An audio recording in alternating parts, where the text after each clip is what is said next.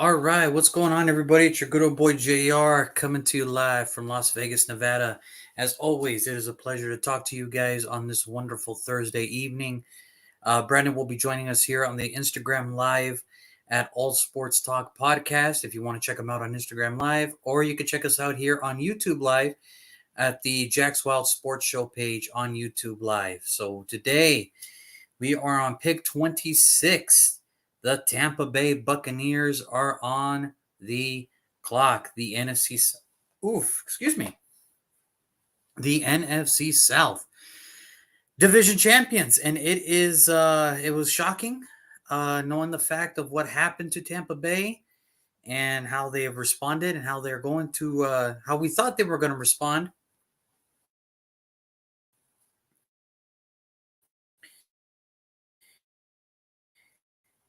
All in all, 3 years situation Tampa Bay already left, and we didn't really expect much from Tampa Bay. But lo and behold, they won the NFC South. They did it, and a lot of had to come into play. One, they played in a division where not the most competitive division. Two, they pretty much got hot at the end where everybody just it was clicking on all cylinders. Everything was going good. And three, I think they just wanted to prove it. I think they just had a chip on their shoulder that everybody believed that they couldn't do it. Well, they did it, and now we're gonna dig into it. How Tampa Bay looked, what Tampa Bay lost, and everything. So this is gonna be very interesting to see how this pans out. So as we're waiting for Brandon, let's get this show on the road. The Buccaneers, the NFC South champs, finishing 9-8, having the 20th best offense and 7th best defense. They signed a Baker Mayfield last year to a 1-year contract.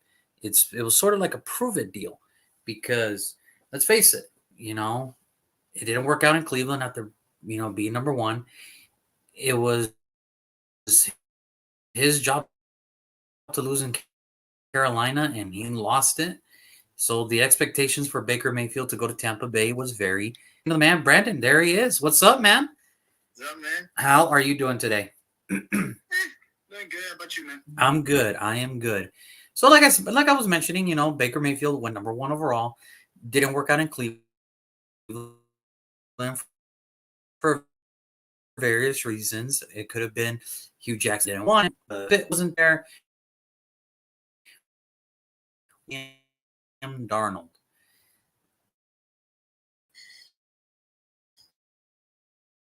And I think it was pretty much saying, well, his players don't man. He came no worse than that. And I don't know if it was because of the fact that maybe Carolina wasn't a good team. Well, they weren't a good team. But you wanted to at least show that you can at least carry something. You can hold your own weight. And neither of them did that. I think there was at one point where it's like, man, I think PJ Walker should just start over both of them.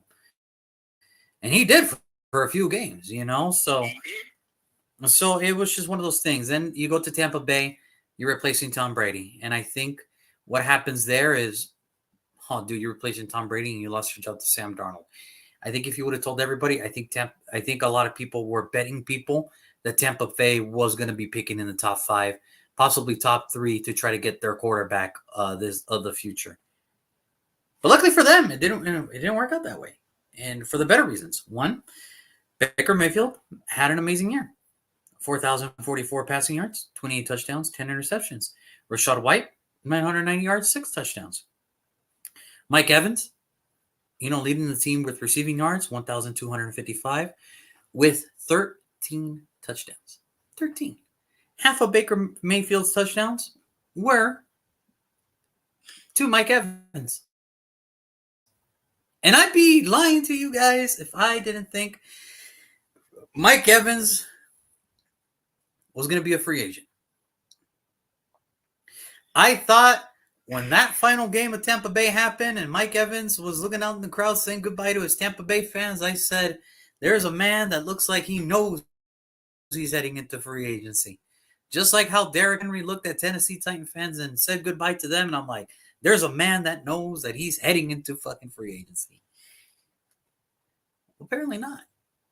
Because Tampa Bay made two lucrative offers to keep Baker Mayfield and Mike Evans for the Tampa Bay Buccaneers. Now, none of this. Now, statistically, they were the 20th best offense. Is there work to be done? Yeah, 100% there is work to be done. Is this a team, dare I say, like the Packers that just need help? Yeah, but you have a good start. You have now a starting quarterback. You have Mike Evans, who is still a number one wide receiver in this league, who more than likely will finish out his career in Tampa Bay now. Brandon, I got to ask you, are you shocked that Tampa Bay is here? Are you shocked that Tampa Bay is here? In the words, shocked that Tom Brady is here. I am very, very shocked that Tampa Bay is here.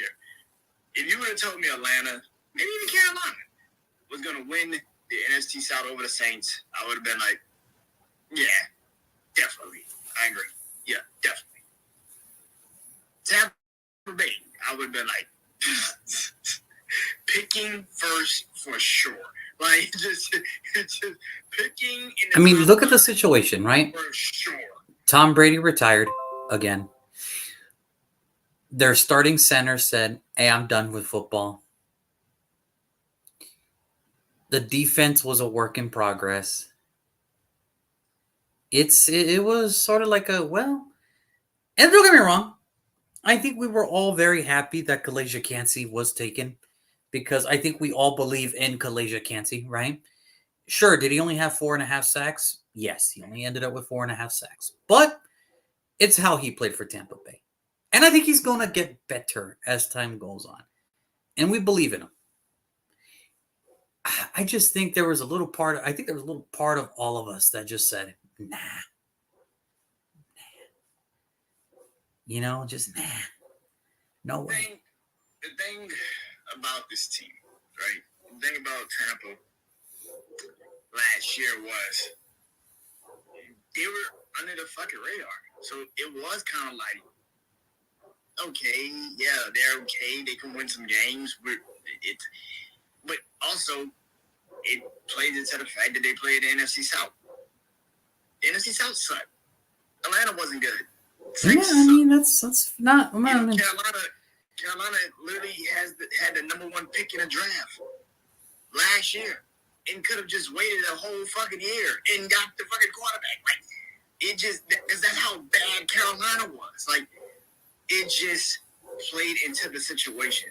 And even in that sense, let's not get it twisted. Tampa Bay won the division, but it's not like they played great to win the fucking division till those last 2 weeks. Like, they lost to the Saints at home, and it wasn't even like remotely close. It was a pretty. I just think what happened. I think there was a lot of, because in sports, yes, it does take skill. Yes, it does take depth. But sometimes you just need a little sprinkle of luck. Maybe a ball bounces your way. Maybe a dash of luck and a hint of this shit sucks. And everybody just is terrible and nobody really wins. You know, then, you know, the fact that they're picking at 26, meaning they had to have won a playoff game. And they did. And they beat the Eagles. Again, it's not their fault that the Eagles. At that time was like low-hanging fucking fruit. Like, it was just like. It's not their fault that the Eagles were in such a bad place. They got lucky. They hosted a playoff game. That's and that's the thing. And that's the thing where people always say how unfair that the Eagles won 12 games or whatever they won last year. They have to go to Tampa Bay and they only won 9. Win your division. Win your division. That's why winning divisions are so important. Yeah. But let's not get it twisted either. That defense did play a big part. Now, the front 7 was amazing again. The secondary, well, I still have my issues here and there. Levante David, I think we all love, you know, the way how he, just the way he plays. I think we all love it. 134 combined tackles. The leading sacker in this team, the player that led the sacks in this team, Yaya Diaby, 7.5 sacks. And don't even tell me that you casuals know who Yaya Diaby was. I know who he is. I saw him during the draft process. I saw him during the XF, I saw him during that. He had to work his ass to get into the NFL. So I'm very happy for him. And then obviously Antoine Winfield Jr. We all know who Antoine Winfield Jr. is. He's the son of, Antoine Winfield Jr. Give or take. One of the best safeties ever. Yeah, just nobody. Just one of the better technical safeties that you'll ever see in your life. Never seen in your life. Yeah, no big deal. Which is why it doesn't even shock me that he led the team with 3 interceptions. Doesn't even shock me. This defense kept this team afloat. And again, they played in a division. Well, let's face it. They met some teams at the end of the road that, again, I think you put it perfectly. Low-hanging fruit. You know what I mean? Like, it is, man, they are in a bad place and we could take advantage of it. And 3, everything just clicked for them. They got a little, they just clicked. Once you're clicking, it's hard to stop. Until you run into Detroit, then everything just stops. Once you run into Detroit and San Francisco in the NFC, well, everything just stops then, But that was it. That was it. Overall, I am very impressed with how Tampa Bay handled their business this year. Very impressed. Now, the sad part about this is now everybody knows who they are. Everybody has expectations now for them to win because, let's be honest, if we're listening to critics, if we're listening to NFL analysts and experts, people are saying, well, now that Atlanta has Kirk Cousins, Atlanta can be competitive. The Saints, as long as they're healthy, they could be competitive. The Panthers are not going to be as bad as they were last year. That's what they're thinking. That's the prediction. Now it still seems like, yeah, Tampa Bay won, but we expect them to be Tampa Bay of old this year. We were, like how we always say, we're always a year too late. Or it's like, how we said it, the Tampa Bay we expect them to be. Yeah, this is what we meant. So I don't know, Brandon, you talk to me. Lucky or something more? What do you think? Lucky? No shot. No, you don't. You want? Do you want to think about it? Lucky. Okay. All right. You look into what the Tampa Bay Buccaneers, they had the least amount of problems. Okay. They didn't have and you're talking just division, right? Yes. They had the least amount of problems in the NFC South. You got to put into perspective. Yes, Baker Mayfield came to Tampa, but that Tampa team had already won a Super Bowl a couple years ago. They knew how to handle a new transitional quarterback, Tom Brady. Of course, so a lot of those players have already been battle tested. Whereas for Carolina, they had a whole new head coach and a whole rookie quarterback. Okay. They're not ready. Okay. That defense also got injured very fast and very quick. And it was just like, oh, well, there goes that. When you look at Atlanta had the pieces, but they were never going to be the team that they needed to be. Yeah, I mean, They had the pieces, but I'm going to be honest with you. I still don't, out of the 3 pieces that we're talking about, one can play, one can be somebody, and the other was just a wasted pick. And I'll let you guys debate who I'm talking about at that point. Kyle Pitts, I already know what you're talking about. It doesn't take rocket science. If you watch this show, you already know what we're wanting to talk about. Listen, he's not a bad player. It's just, how I feel about tight ends. You know how I feel about tight ends going early. It's like, you got to make sure, like, this dude is like the next fucking Antonio Gates or something. Like Yeah, you have to make sure. Yeah, he's got to be Shannon Sharp, Ron Gronkowski. Like this shit you cannot be just questioning the shit. Like you cannot be like, I like him because he's athletic. No, that ain't gonna do it for me, dog. If anybody watched this show, you already know when we say Atlanta, we already know who the pieces he's talking about. Like Juan, do you remember the? It makes it worse when the next fucking pick was Jamar Chase? It fucking makes it worse. Like, just why? You ever seen that little? You ever seen videos on Instagram where it's the cat and it's just going? That's how I feel when it's like, Juan, do you want to talk about Atlanta's 2021 draft? And then the following year, you let Julio Jones walk out the building, and you're like, oh, we gotta get a wide receiver, and you draft Drake London, who most of us had him going late first, maybe early second. Like, fuck you doing? We had more faith in Jamison Williams, and he suffered an ACL, knowing he wasn't going to play that year anyway. I thought Jamison Williams was actually the third best receiver. And he suffered an ACL injury. Like, yeah, no, I just think for me, I think I want to believe that there's something more to this, right? I want to believe that there is something in Tampa Bay. Because let's be honest. The offensive coordinator that they had, there's something. There's something to be made. Well, it is something. And they will see him 2 times a year because he's now coach of Carolina. Yeah, he's the new head guy. And that's my thing too, right? Like, that's the reason why I don't have that much faith in Tampa.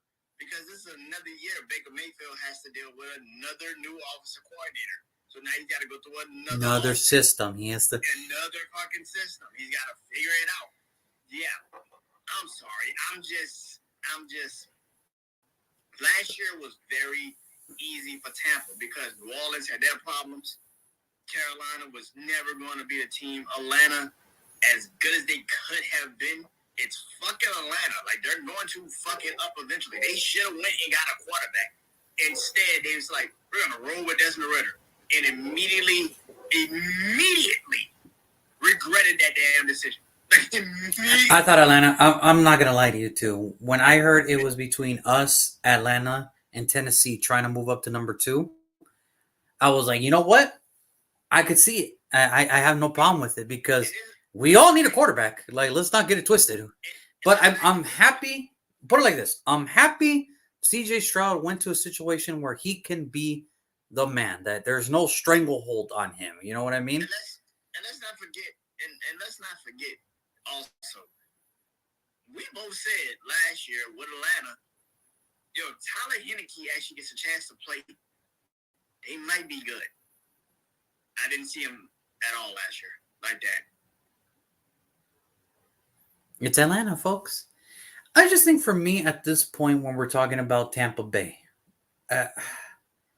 I want to believe that there's something more to this. I want to believe it. I want to believe that there is something more. You believe in a lot of teams, man. I do. But I can't believe in this one. I'm actually going to roll with you this time because I just think that, getting lucky once, all right. Getting lucky twice, in the NFL, in professional sports, that's pretty hard. And I think what people also are not putting into perspective is what you just said. I'm pretty sure every team we didn't talk about on this goddamn draft, this draft that we've done, I'm pretty sure every leading running back has had over 1,000 yards rushing. How many yards Rasheed White had? 990. Not even 1,000. That's something. And I know people are going to say, well, what about Aaron Jones? Well, Aaron Jones was hurt. Rashad White had a full season. Like this man played a whole year and only got close to 1,000 rushing yards. That's it. Aaron Jones came back, played the final games in the regular season, and had 2 amazing playoff games. It's like there's levels to this, There's levels to this. Yeah, it's another thing. Like, Tampa cannot to have Baker Mayfield be their only offense. You cannot afford Mike No, I mean, Evans. and here's the thing: they still have Godwin, they still have Mike Evans, and they got Otter and all that shit, but they cannot afford to be like last year, where you're just going to put Baker Mayfield in positions where he's going to have to be the franchise guy, because he's never been the franchise fucking guy. I've seen this man have Odell Beckham Jr. and Jarvis Landry. and it just still wasn't that dude. And he still wasn't that fucking dude. And but let's be fair. What's Odell Beckham Jr. now? What's Odell Beckham Jr. now? Like, I just feel like this situation, I think, listen, I'm not saying Tampa Bay can't be a playoff team, probably can't win the NFC South again. I thought they couldn't do it last year, and they did. They proved us all wrong. Okay, but like you said, we're always a year off, and I expect the Tampa Bay Buccaneers to be picking number one this upcoming fucking season. I expect them to be in the top 5 this 2025? I expect them to be in the top 5 this upcoming motherfucking season, which is the worst situation for them, because there's no quarterback coming out this draft. But what if they don't need a quarterback? What if Baker Mayfield plays well? What if Baker Mayfield plays well again? But now it's like, okay, you know what? Now maybe let's get some offensive line back in here. Let's get another receiver for the future. Let's do this. Yeah, that's awesome, but I feel like he's not going to play well, because you're forcing him to do something that he's not normally good at doing. Yeah, last year was great when nobody expected you to be good. And also that schedule you had, that shit is gone. Well, it's gone now because you won the division. Like, and that's the thing. Your schedule will be it's different. Theoretically, by mathematical numbers, yes, your schedule will. But, I mean, how many times have we seen teams that mathematically the schedule looks hard at the beginning, and then once week 4 happens, like, oh, their schedule is cakewalk now because of what we've seen. And that would be great. That would be great, and that would make so much sense if the Tampa Bay Buccaneers didn't feel like a team that got fucking lucky last year. I mean, I get it, and I get it, because there is there's the other opposite. Well, there's some teams that are really good and they have crappy schedules and then they dominate. But the way I look at it, it's like, okay, you're a really good team. You have an easy schedule. That means you did what you were supposed to do. You won the games that you're supposed to win, right? Yeah. And like I said, I never fall into that trap of mathematical strength of schedule bullshit, because that was last year. This is this year. The teams have changed. Like, inside your division, things have changed too. Yeah. So, whenever I see that, like, oh, strength of schedule, like compared to last year, I'm like, well, yeah, that was last year. This is this year. We have to see how it goes. Now, obviously, when we're talking about the first 4 weeks, we don't know, because we're just basing it off what we saw last year. But after a month and a half, we're like, okay, yeah, you're still that really good football team. Or, oh no, man, you did it. You've gone backwards. You've gone ass backwards. So I don't know. I will hope that they prove us wrong again. I just don't see it. I can't see it. It's just, I think there's too much equations now. Carolina got better free agency. Atlanta went all in on the quarterback, and they still have a high draft pick to improve their team. The Saints, obviously, we know they could be a good football team if everybody bought in, right? Like, if the Saints were, like, bought in, and Dennis, here's the thing. The Saints did get better because they fired Lombardi. All right, like, that's the reason the Saints got better, is they fired their old offensive coordinator and they brought in a new offensive coordinator. That's why. All right? I'll give you that much, Brandon. I'll give you that much. But the thing is, it's still the NFC South. We don't know. There's no, how would I put it? See, this is why we balance each other out. Because right now you're trying to give me, let's just wait to see what happens when they get on the football field. And that's usually what I would say to you, right?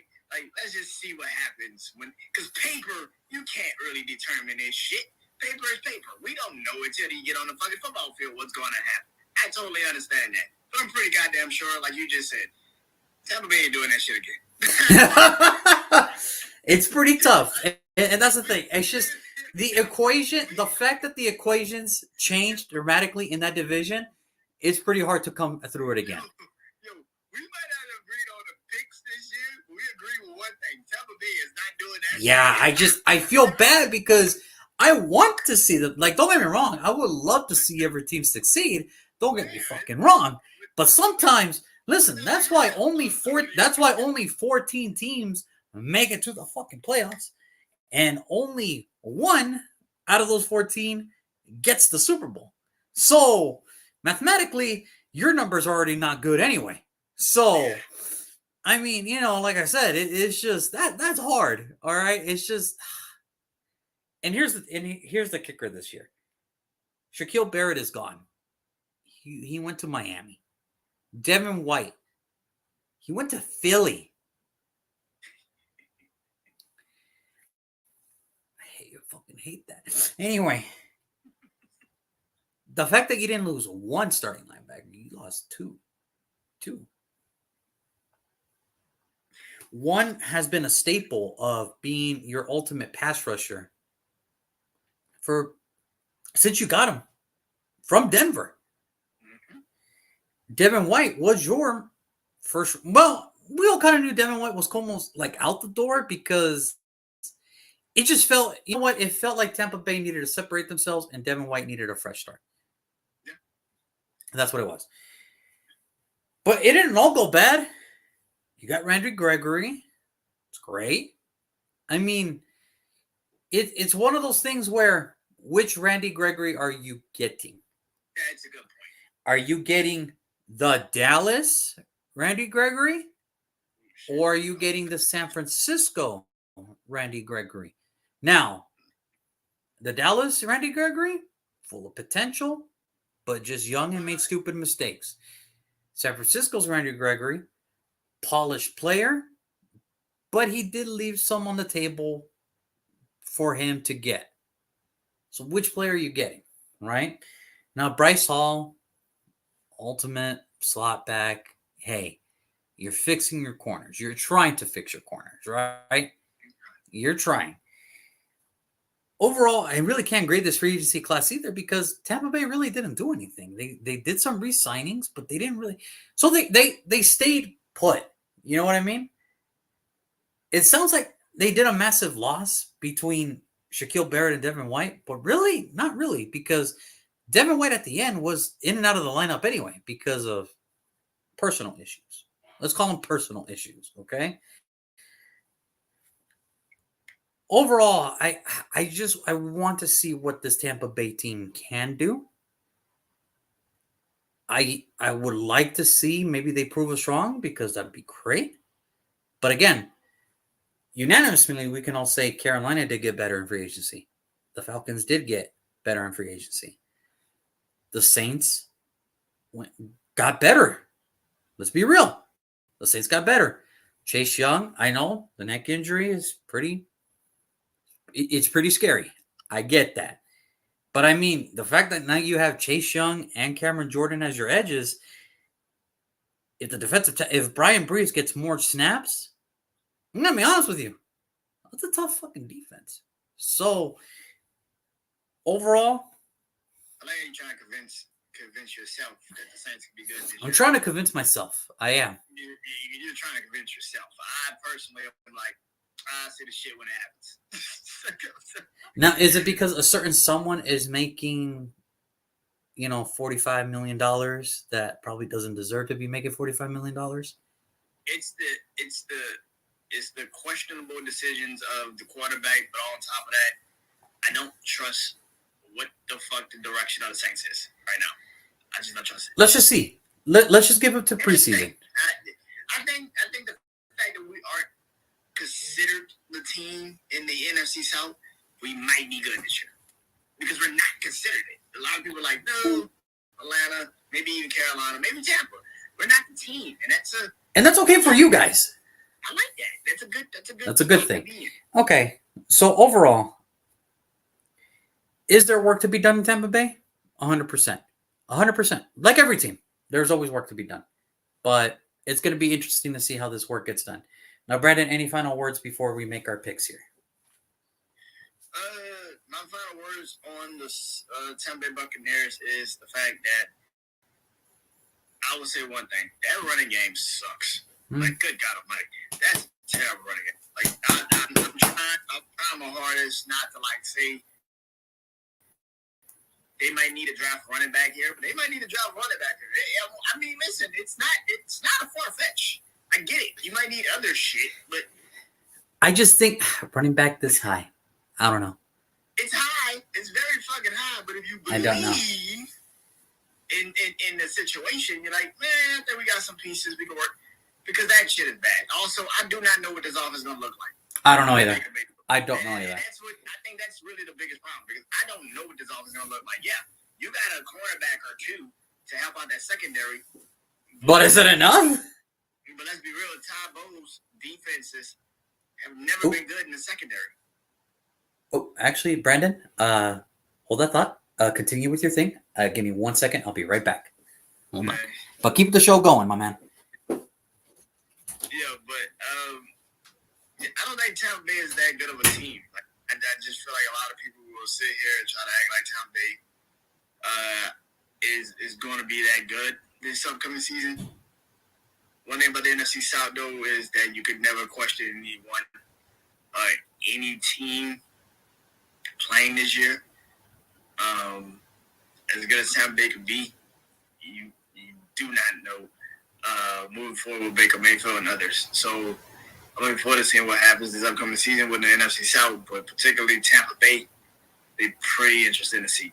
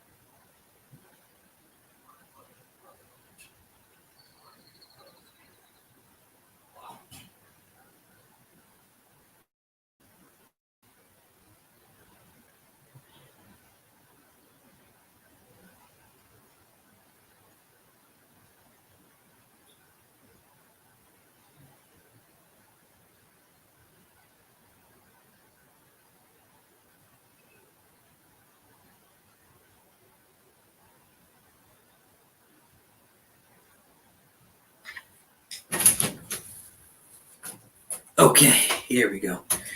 Brandon, so sorry about that, my man. It's cool. It's just life happens, so I figured I can't keep this a secret any longer.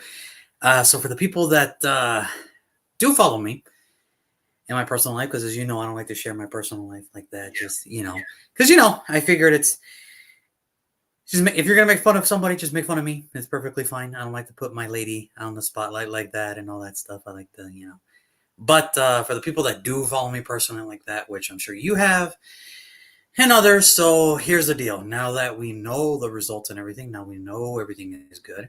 And she finally got like the one of the most important tests done.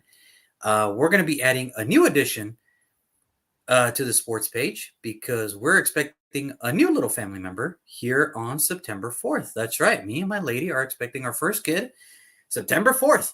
That is the due date. So, yes, I know what you're thinking. She is going to be born a day early before the first official NFL game kickoff. So, Yeah, it's very. yes, so the first game is September 5th, and the Eagles play the Packers on the 6th. So, right now, the best I can tell you, her status in the game, questionable. Depends on how she feels. Yeah. Depending on how she feels like it. If she feels like coming out the 4th, hey, great. Like, oh, kickoff, and she's born. All right, you were born the second the ball kicked. You just made it just in time. Now sit down. But yes, so so what just happened is, my wife's a little different right now, So she had some stuff that she wanted to take care of, and I'm just like, okay, well, let me take care of this, so that way, she's calm and everything. But she's good now. She's got her little yogurt land that I made sure that everything was good, so she's good. But other than that, September 4th, that is the due date that has been confirmed by doctors. And I hope they're right because, well, we pay them a lot of money to be fucking right. So, goddamn, they better be right. But yes, that's where I was. So sorry about that. Understandable, man. Hey, man, listen, when it happens, hey, man. That's why when I heard, hey, I'm like, oh, gotta go. Hold on. Like, ooh. Yeah. Like, ooh. Totally understand. Yeah, so that's the big news, so that way everybody knows, like, hey, what's going on, like, why are we starting late or what's going on? Like, hey, stuff I got to take care of and everything. So that's the big news. So now everybody knows in this fucking station that it's just like, hey, we got a new one. Late. So we start late. Be fucking happy. God damn it. And like everything, but like I said, we did test today. Baby is healthy. It's got a strong heartbeat. So we're good. Everything is good. So we are good. She just wanted her goddamn ice cream. But other than that, that's about it. I'm like, you know where it's at. Where do you think I would put the ice cream at? I'm going to put it in the fridge. Of course, I'll put it in the fridge. So it can melt by the time you get there. Of course I would do that. Why would I do that? But yes, everything is good. So now we're back on track. So, Brandon, now that we're all set, and we had a little miscue there, but that's okay. That's life. That's life. Now, Brandon, we are on pick 26. What card is Roger Goodell going to be reading? All right. For the 26th selection in the 2024 NFL Draft, the Tampa Bay Buccaneers will select Jared Verse, defensive end, Florida State University. I just feel like they need another damn pass rusher. Yeah. It's getting a little shaky out here in these streets, and it's not good for them. You lose Shaquille Barrett, that's one thing. Like, that has been one of your most productive pass rushers for a while. But then when you lose a Devin White, too, who was pretty much the best sideline linebacker you have, yeah, it kind of tends to mess up some stuff. I know the kid they drafted a couple years ago, number 9. I know he's there. Can't pronounce his name, and I'm not going to even try to. The kid from Washington, I know who you're talking about. Yeah. And you drafted the rookie last year for why Devin White started losing his position, the leader of the team in sacks. It's kind of the reason why he lost his position. So I feel like with this team, they need another young pass rusher. And I know you got Cansey last year, and it's awesome, but they need another one. And to have because you do not know what that secondary. That is the question that everybody's going to say. Yeah, you got people that came in, but what is that secondary? Like, you still can't trust it. And the best thing about the Tampa Bay Buccaneers for the last 5-6 years has been that front seven. And you said it when we started. That front seven is going to be that front seven no matter what. But you got to rebuild it at some point. And right now, you got to rebuild it. So I feel like Jared Verse is the perfect person because the man is consistent. I mean, you look at his year, not this past year, but the year prior, 9 sacks. He also had a forced fumble in a recovery. This year, same thing, 9 sacks, forced fumble in a recovery. So it's like this. In Florida State's defense wasn't that great, but they did enough. He did enough, definitely, to be in the first round of this draft. So I believe Florida kid doesn't have to really move too far from Tallahassee to Tampa. I don't know how long a drive that is, but it probably ain't that damn long at all. So Probably not. I would say Jared Verse, Tampa Bay Buccaneers, pick 26. You know what's crazy? When I think when we started talking about the draft, about draft prospects back in October, November, December, who would have thought that Jared Verse, who looked like a lock for a top 10 pick, is, I already took him. Yeah. I already took him a while back. You got to find that episode a while back. Where you took him far? Was it Minnesota? No. I want to say Denver, I think. I think Denver. Nah, because you took Charles Robinson. Oh, that's right. I know I already took Jared Verse, but you got to find that episode. Yeah, I think it was Denver. I mean, Minnesota. Well, no, Minnesota, I took the offensive lineman. The second pick. 23. No, did I pick them? Either way, I know I already picked them somewhere. That's how long ago it was. I already picked them. And I was like, I totally forgot that he was still on your board. And I'm like, oh my God, he's still on your board. Okay. Look, I think it's very simple. The front seven is the front seven, right? But when we get to every year when we get to this Tampa Bay team, what do we always say? The front seven's good. But what do we always say? That secondary needs a lot of work. Just because you drafted an Antoine Winfield Jr. doesn't mean that all your problems are fixed, right? Just because you signed a Breece Hall doesn't mean that all your secondary problems. You still have secondary issues. You do. And whether it's at safety, whether it's at corner, you need help there. Because your front seven somehow always gets it right. But then, if your front seven doesn't get there at the late of the year, your secondary gets scorched every single fucking year. Now, I'm not saying if you draft this kid, all your answers will be fixed. But damn, at least Antoine Winfield Jr. will finally have some freaking help. You know what I mean? So, with that being said, with the 26th pick in this year's 2024 NFL Draft, the Tampa Bay Buccaneers select Cooper DeJean, defensive back out of Iowa. Look, realistically, you have to take him here because your secondary is pretty rough. No edge like a Jared Verse, no offensive lineman out there in my world anymore. I mean, you can, but people will say, maybe I think you're kind of reaching now. Kind of reaching for this kid. Yeah, Kansas State, yeah. There's also the kid from BYU. There's also the kid from Houston. But at some point, they'll be like, oh, I think you're kind of reaching. You might be reaching there a little bit. Now, Cooper DeJean, I'll tell you how he can help this team. So you already know he's a unanimous All-American, right? 2023. His season was cut short, but he still did enough to get unanimous All-American votes. He won the Tatum Woodson Defensive Back of the Year award for 2023. For the people that don't know what that is given to the best defensive back in the Big Ten. Yeah. He won the Rogers Dwight Return Specialist of the Year award in 2023. For the people that don't know what that is given to the best return specialist in the Big Ten. And he is also a 2-time first-team All-Big Ten 2022 and 2023. Now, this year, 41 tackles, 2 interceptions. Doesn't look like, you look at the stats and you're thinking to yourself, well, that is not impressive. What is impressive, though, was last year. Last year, when he had 5 interceptions, and he returned 3 of them for touchdowns. Everybody in the Big Ten said, maybe it's best if we don't look his way.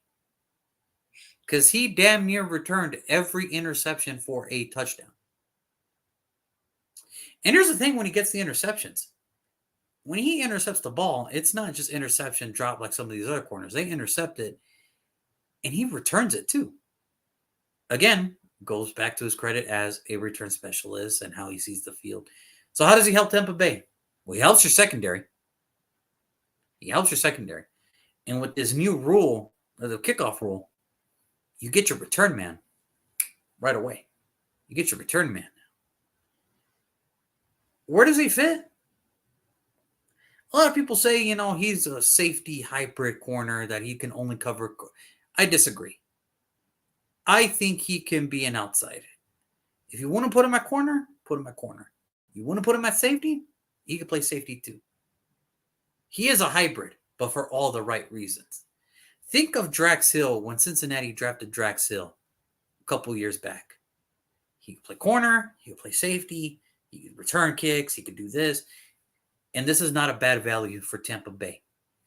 It helps your biggest hole. Now, which is funny because you guys were ranked 7th in defense this year, but we still went defense because we know eventually shit's going to run out of luck. So you get a corner, you get a return man, you get a very talented player with very high IQ.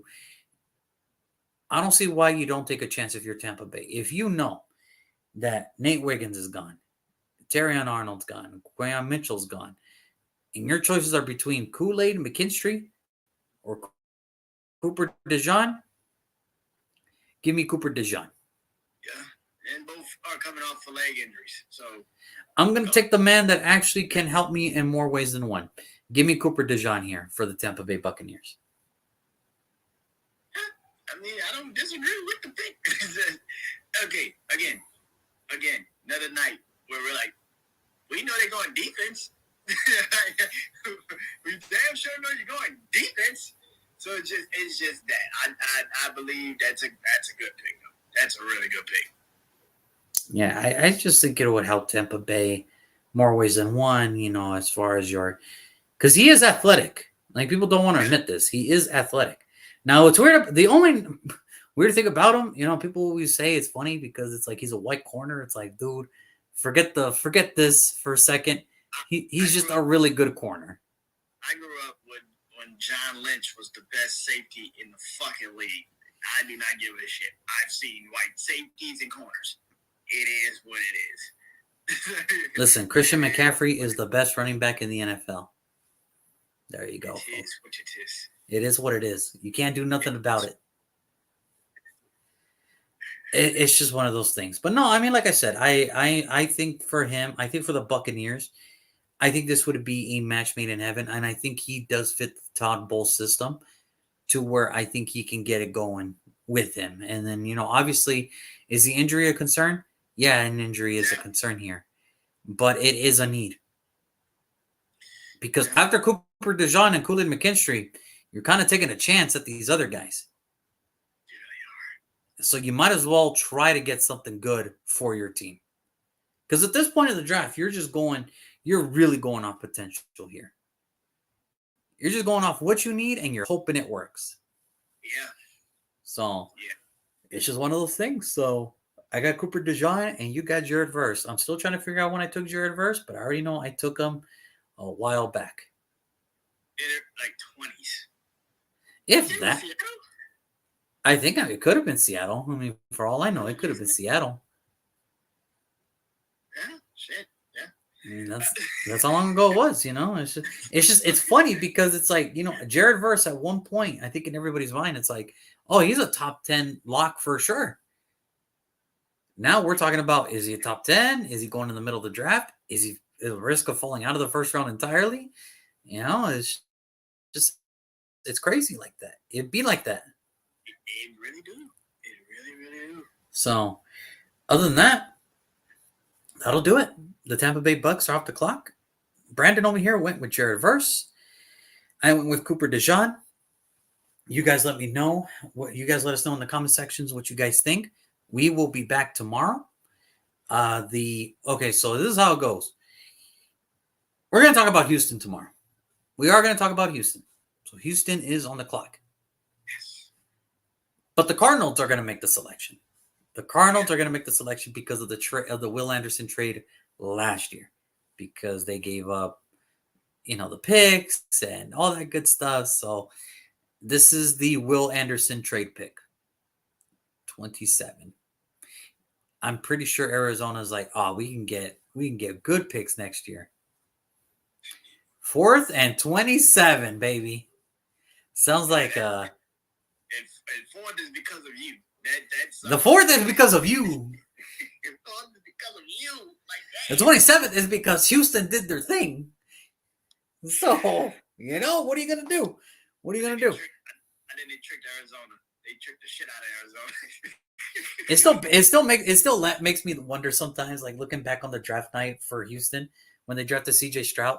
No excitement, no anything. Like, hey, then Will Anderson happened. Yeah, fuck yeah, and I'm just like, excitement.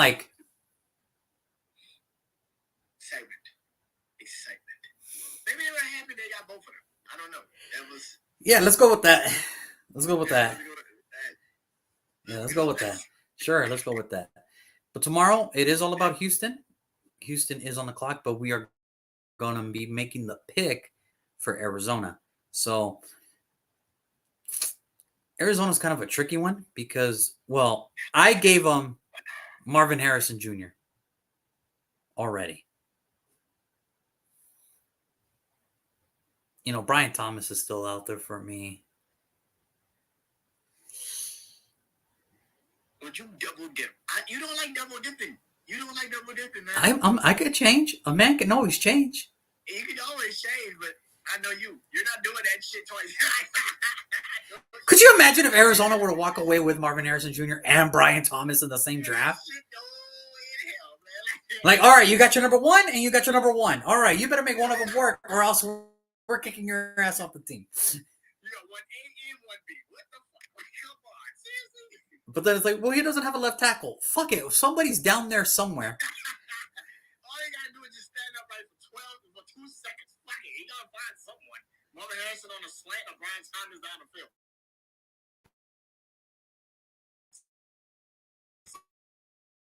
Somebody's gonna be open. But dare I, Arizona, another weapon. Dare I? To make it really high flying. I mean, I'm thinking about it, I am thinking about it, but that'll be tomorrow.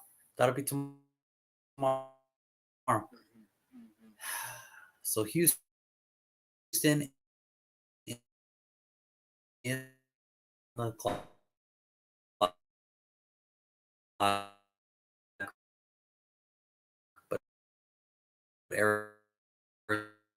Arizona makes the pick. That'll be 27. And then we win. But one thing's for sure. The draft is happening in 2 weeks. And by the way, I did like the presser today from the general manager of Minnesota, who forbid to give us his board on quarterbacks. It's like, well, what you hiding, man? What you hiding? JJ McCarthy, the 5th pick in the draft. What the fuck are you doing, sir? Listen, there's only one report that I loved hearing today. There was one report that I loved hearing, that the Denver Broncos are all in on JJ McCarthy. Do it. I would not be surprised. Do it. I would not be surprised. Do it.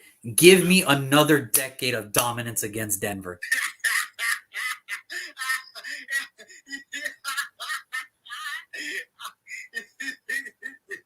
Just sit there like, please do it. please do it. So that way I could tell, like, you know what?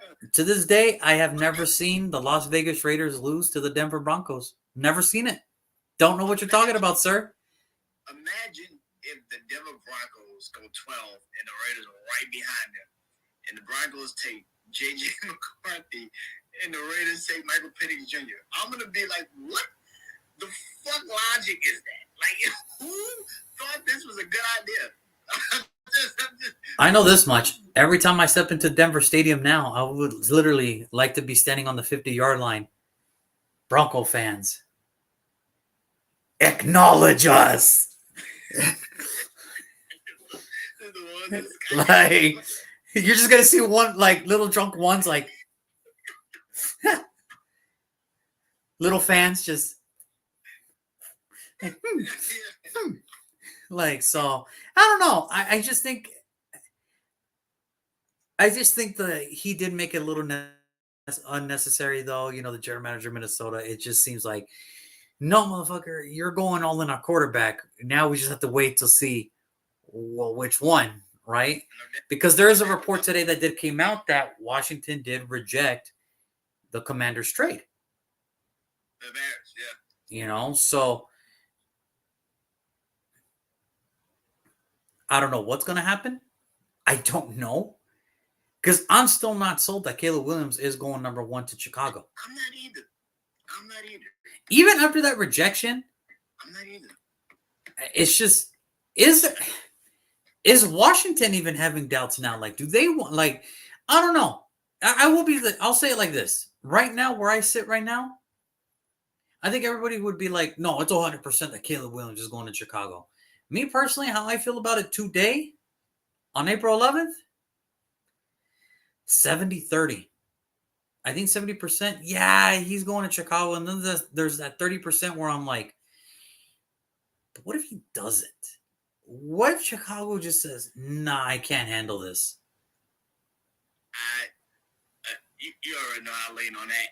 I do not think Chicago wants, I don't think Caleb Williams wants to be in Chicago. And I don't think Chicago really wants Caleb Williams. But there has to be like a give and take, right? There has to be a pushback. There has to be a degree. Maybe it's like you said when we did the first episode. Caleb Williams wants to be the number 1 player taken. Doesn't necessarily he wants to be playing for the team that holds the number 1 pick. So I don't know. It's just because here's the thing: Eli Manning is a number 1 overall pick. He is for the San Diego Chargers. Yep. But tell me how many snaps he took in San Diego. What are we talking about? The opposing quarterback as the opposing quarterback? Nope, just him playing as opposing. As an opposing quarterback, maybe 50. Maybe 50? Yeah, maybe 50. Maybe. But put it like this: how many snaps did he take when the Chargers were at home? Right here. Phillip Rivers could maybe talk about that a little bit more than he can personally. Because I can only imagine how Phillip Rivers felt that day. Like, yeah, I'm drafted by the Giants and I'm excited.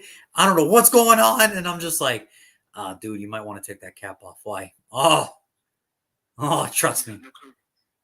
You have no clue. Like, I wish there was a time machine so I can go back to 2005. Isn't that the best?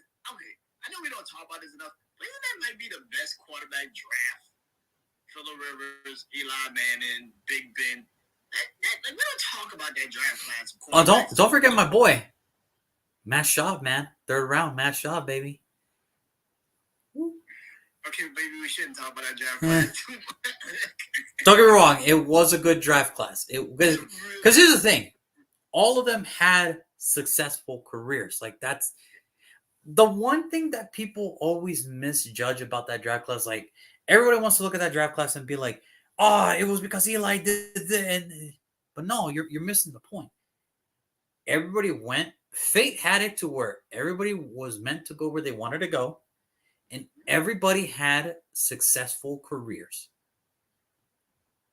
That's a good draft class. Like, that's how you do it. Yeah. Granted, the 83 one, sure. Elway to Marino, sure. You know, John Elway, Jim Kelly, Dan Marino. Yeah. But Ken O'Brien. But only like one of them won 2 rings. And that was John Elway. Like, that's it. Like, Jim Kelly's been a 4. Dan Marino played in one. Played in one. You know? So did Tony Easton. He played Chicago. That didn't really go as planned. Right? And then you had Ken O'Brien. Hey. For that time, that school and university, that was a big deal that he went in the first round, okay? That was a very big deal. All right? Very big deal. So, say what you want. Say what you want. So, Ken O'Brien. Woo! You think he had a winning record against Dan Marino. So, that's something. It was one win higher, but, it is what it is. It is what it is. You ever think like Ken O'Brien looks back and be like, how the fuck did they choose me over Dan Marino? I have no idea. That's a head scratcher. It really is a head scratcher. Like, so you literally drafted Tony East and Ken O'Brien over Dan Marino in Ty Blackledge. You drafted 3 people. I totally forgot about Blackledge. I totally forgot about Blackledge. Like, holy shit, he was in that draft class. It was a weird time. It was a very, very weird time. 1983, it was a weird time. It was like the uncle that went to prison and then he got out and he didn't tell anybody and he just showed up at a family barbecue and you're like, fuck happened here? Fuck is this? Kansas City fans would never remember this time period, but it was a time when you could have drafted Dan Marino and you decided to take Ty Blackledge. Who couldn't have drafted Dan Marino? Pittsburgh Steelers, the San Diego Chargers, the New York Jets, Kansas City Chiefs, the New England Patriots, the Los Angeles Raiders, But it's okay. We made retribution the next year. We got Todd Maranovich, and the second quarterback taken after him, Brett Favre. Whew. That's how close the draft is, folks. That's how close the draft is. The draft. It's a beautiful thing, but that's in 2 weeks, so I can't wait to see how this plays out. So we got 2 weeks, and everything should be coming afloat. But tomorrow, like I said, the Houston Texans are on the clock, and but we'll be making the pick for Arizona. So until then, Brandon, as always, my man, you have a wonderful night. Everybody, thank you so much for tuning in. We will see you guys tomorrow. Until then, everybody, please take care of yourselves. We'll see you guys tomorrow on a wonderful, wonderful Friday.